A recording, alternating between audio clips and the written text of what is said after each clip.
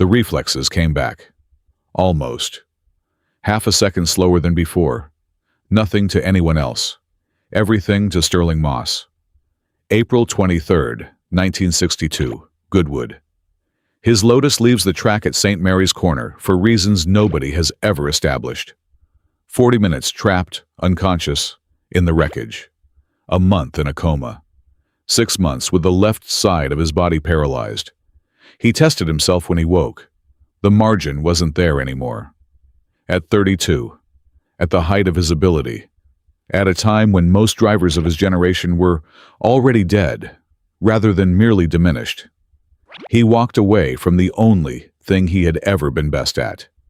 He had 212 race wins by then, across every category the sport offered. A reputation as the greatest driver, never to win a world championship. And a standard for judging other drivers that had been calibrated, lap by lap, against some of the most dangerous machinery ever built. In an era when a driver's own judgment, rather than any safety system built into the car, was very often the only thing standing between a race and a funeral. Then he spent the next 58 years telling anyone who asked exactly who belonged above him. Number 5. Tazio Nuvolari. Moss never raced him. Nuvolari was already a legend, already fading by the time Moss got near a cockpit. A man whose peak years belonged to a Formula One that didn't yet formally exist. It didn't matter. The comparison found Moss anyway, and it found him early, before he had won anything at all. Enzo Ferrari, who had fielded them both a generation apart, said it plainly. Moss belonged in the Nuvolari class, a driver who judged a car only by what the clock told him, who had, Ferrari said, an uncanny ability to feel his way into a crash and come out of it unscathed, the same way Nuvolari always seemed to. 1935, the German Grand Prix, the Nürburgring. Nuvolari, in an outdated Alfa Romeo with less power than anything else on the grid, beats the factory Mercedes and Auto Union teams outright, on their home circuit, in front of a crowd built to celebrate a German victory. The story goes that Germany didn't have a recording of the Italian anthem ready to play.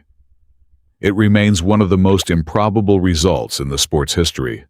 A lesser car beating superior machinery through nothing but the man behind the wheel. Nuvolari's career had already ended, by illness, years before Moss reached his own peak, and the two men never shared a grid. But the parallel ran deeper than a single comparison from Ferrari. Nuvolari was one of the early masters of the four-wheel drift, deliberately sliding a car through a corner rather than fighting the slide, a technique later associated just as closely with Moss himself, who used it to extract speed from cars that had no business keeping pace with better-funded factory machinery. Moss placed Nuvolari in his personal pantheon of the greatest the sport ever produced, publicly, more than once, across decades of being asked. Not for sentiment, for proof. Proof that feel, pushed far enough, beats machinery. The exact principle Moss had built his own reputation on, driving inferior British cars to victory against superior German and Italian factory teams, simply because he refused to accept the gap on the stopwatch as fixed. Number 4. Michael Schumacher. This was the one Moss wouldn't simplify. For years, he was Schumacher's sharpest public critic, refusing to hand him a place among the legends on championships alone. Asked once to weigh Schumacher against Fangio, Moss gave an answer that resolved nothing on purpose. Whether Schumacher was a racer in the fullest sense, he said, was difficult to say. He said he couldn't fully say it about Fangio either. From Moss, that was not an insult. It was the highest company he could put a name in without committing to it. A rhetorical trick that let him withhold judgment on both men in the same breath while somehow elevating them at the same time. And yet, in October 2006, when a journalist finally got Moss to give a full ranking, Schumacher was in it. Tied for fourth. Moss's verdict was short. Has to be up there, he said. But he makes too many mistakes. 7 championships, more race wins than anyone in the sport's history at that point. And Moss still wanted the driving to be cleaner than the trophy case suggested. It was the same standard he applied to himself, the belief that sportsmanship and precision mattered as much as the result. And by that standard, Schumacher's brilliance came with a cost Moss was never quite willing to write off. The criticism didn't soften with time either. When Schumacher returned from retirement in 2010 to race for Mercedes, the same marque Moss himself had driven for in 1955, Moss remained one of the more public voices, unconvinced that the comeback would add anything to a legacy he had already ranked and filed. He had already made his judgment years earlier, and nothing that followed moved it.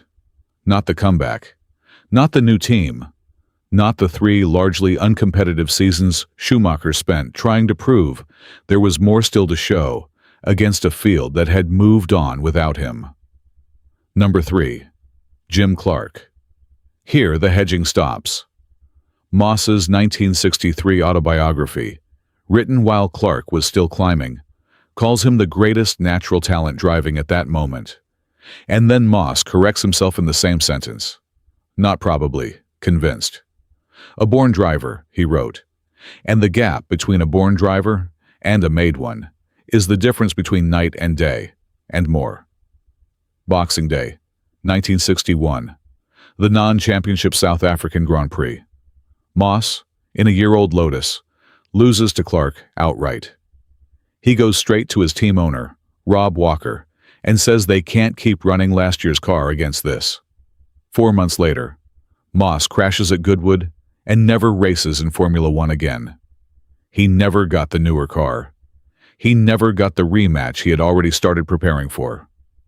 Clark went on to win 2 world championships and 25 Grands Prix, including the Indianapolis 500 in 1965 on only his second attempt. In a rear-engine car, most of the American paddock had dismissed on sight as too small to survive the ovals. Clark died in 1968, a Formula 2 crash at Hockenheim. The cause never conclusively settled. Years later, a fan wrote to Moss asking what Clark had meant to the sport. Moss wrote back by hand. One of the finest drivers who ever lived, he said, in the same sentence as Senna, Nuvolari, and Schumacher. Then he added the line that mattered most to him. Above the talent, Clark had also been a gentleman, a distinction Moss never handed out casually, and one that placed Clark in a category separate from ability alone. Others who worked closest with Clark said much the same thing in their own words. His team boss, Colin Chapman, called him the best friend he ever had off the track. A rare combination, in Chapman's words, of high intellect and total concentration that no other driver he worked with ever matched. Moss, who had built his own career on trusting almost nothing he hadn't personally verified, arrived at the identical conclusion from the opposite direction, watching from a rival garage rather than his own. Number 2. Ayrton Senna. Different eras, same scale. Asked how Senna compared to the man Moss placed above everyone, the answer came back precise and reluctant at once. Senna, Moss said, ran him close. That was as high as Moss ever put another driver next to his own standard. Then the qualifier, because with Moss there was always a qualifier. Senna, he said, wasn't quite the gentleman that the other man had been. It sounds small. It wasn't, not to Moss. In 1958 at Portugal, he had talked race officials out of penalizing his own championship rival, Mike Hawthorne, defending an incident that could have cost Hawthorne crucial points, and lost the title himself by a single point as a direct result. 4 race wins to Hawthorne's 1. He never once said he regretted it. He measured other drivers on the exact scale he measured himself. Conduct weighed as heavily as speed, and on that scale, Senna's speed reached the summit and stopped 1 step short of it. Not for anything he did in a car. For something Moss believed lived just outside one. The same quality that had cost Moss his own championship, and that he never once treated as a mistake. Moss's admiration for the driving itself was never in doubt. He watched Senna in the rain at Donington Park in 1993, a lap in which Senna started fourth on the grid and passed 4 cars in the opening circuit alone, in conditions that had reduced most of the rest of the field to cautious, defensive driving.